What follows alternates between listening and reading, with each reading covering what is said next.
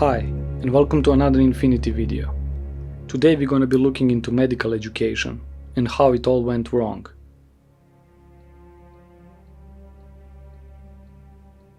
How are engineers taught in schools? They're taught to question everything, to analyze things from different sides and to look for best solution based on safety, function, cost and overall impact. To try and find only one solution is wrong. In medicine, doctors are not taught like this. They are not taught to question everything, but to follow curriculum approved by American Medical Association, which stated mission is to promote the art and science of medicine and the betterment of public health. This mission statement is in line with terms such as operating theater, practicing medicine, practitioner, and so on, together with huge placebo effect on virtually any treatment, including invasive operations, are further making a case that medicine is more based on art than a scientific method. Make sure to check my video about what trusting the science actually means. American Medical Association, whose objective was to restructure American medical education, created Council on Medical Education, CME. The council strove to improve the quality of medical students, looking to draw from the society of upper-class educated students. In 1908, Council of Medical Education, CME, contracted Carnegie Foundation for the advancement of teaching to survey American medical education. Carnegie Foundation chose Abraham Flexner to conduct the survey. Flexner was neither a physician, a scientist, nor a medical educator. He held Bachelor of Arts. Sounds like a perfect person to conduct the survey in the name of the art and science of medicine. He visited every one of 155 North American medical schools in operation, and in his report suggested reduction of number of medical schools from 155 to 31, to increase prerequisites to enter medical training, train physicians to practice in scientific manner, and strengthen state regulation of medical licensure.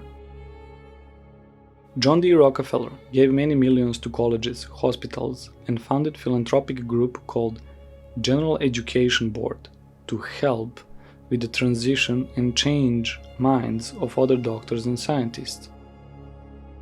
In 1904, there were 160 MD granting institutions with more than 28,000 students. By 1920, there were only 85 MD granting institutions with 13,800 students. And by 1935, there were only 66 medical schools operating in the US. As the medical boards gradually adopted and enforced Flexner report, more than half of schools were merged or closed between 1910 and 1935, consolidating control over what is taught in schools and what methods are approved for practice. And alternative medicine schools eventually closed or dropped these courses from their curriculum. Flexner clearly doubted the scientific validity of all forms of medicine other than that based on scientific research, deeming any approach to medicine that did not advocate the use of treatments such as vaccines to prevent and cure illness are tantamount to quackery and charlatanism. With Carnegie Foundation generating reports through Abraham Flexner, who is more artist than scientist, and with John D. Rockefeller's funding and encouragement to schools, doctors and medical boards, medical education was consolidated, controlled, and well organized. So since 1910, we had pharmaceutical industry educating us how to treat patients, and since 1917, we had the food industry educating us what to eat. But this is a topic for a separate video. In the beginning, higher standards of admission of medical students to schools was effective. There were no more scammers, snake oil salesmen, and fake doctors who were traveling cities and scamming people by selling them miracle cures. Ironically, John D. Rockefeller's dad was one of those scammers. That is right, it cures cancer. Now you're asking yourself, sir, I bet in your mind you're saying, Bill, is this true? But that was only in the beginning of a new system of education and practical medicine. Due to increased poisoning from environment and poor diets, more and more people started experiencing chronic diseases. Modern medicine is not equipped with tools and question everything mentality, like engineers are, to cope with chronic diseases or adjusting for individual patients. They developed the guidelines. The guidelines say, stick with these parameters, and this is how doctor lost the ability to think. But the guidelines at best are only useful for the median group. Let's say median group is 2/3 of the population.